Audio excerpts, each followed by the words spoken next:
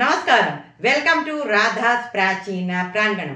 Epic mothers అనే శీర్షికలో భాగంగా ఈరోజు కౌసల్య గురించి మాట్లాడుకుందామండి.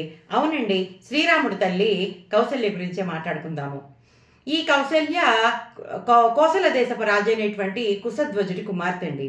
అయితే ఈ దశరథుడు ఆ కోసల దేశాన్ని తన రాజ్యంలో కలిపేసుకోవాలనుకుంటాడు.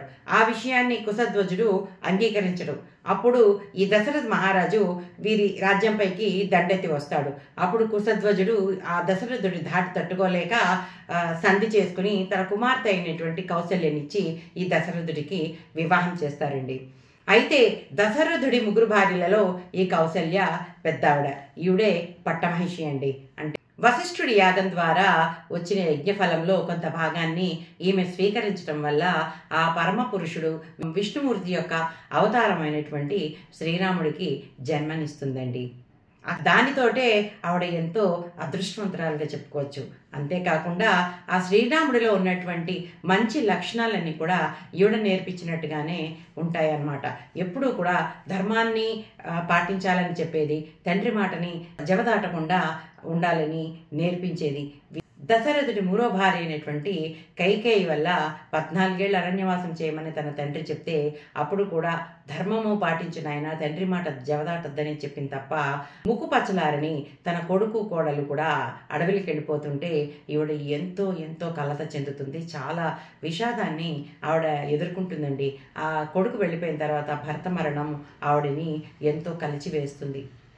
ఆవిడ ఎంతో నిబ్బరంగా ఉండి రాముణ్ణి పంపిస్తుందండి.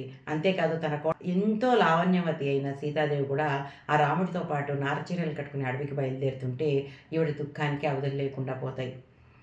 ఆ తర్వాత వీళ్ళు అరణ్యవాసం ముగించుకుని వచ్చినప్పుడు ఈవిడ ఆనందానికి హద్దు లేకుండా పోతుంది. తన కొడుకుని పట్టాభిషేకం చూసి కళ్ళారా ఎంతో సంతోషిస్తుందండి. అలాగే ధర్మం కోసమని తన కొడుకు పడే బాధ ఎంత పడ్డాడో అంత బాధ ఈవిడ కూడా అనుభవిస్తుందండి.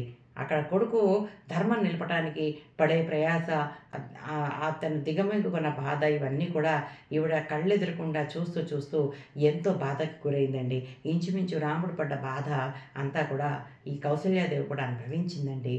అలా చివరికి తను విష్ణు సాయుధ్యం పొందిందని చెప్తారు. అంటే ఈవిడ మరణం గురించి రామాయణంలో ఎక్కువ చెప్పలేదు, కానీ చివరికి ఈవిడ విష్ణు సాయుధ్యం పొందింది, తిరుగు జన్మలేని స్థితికి ఈవిడ చేరుకుంది అని కొన్ని కథలు చెప్తున్నాయండి. ఇదండి కౌసల్య గురించి.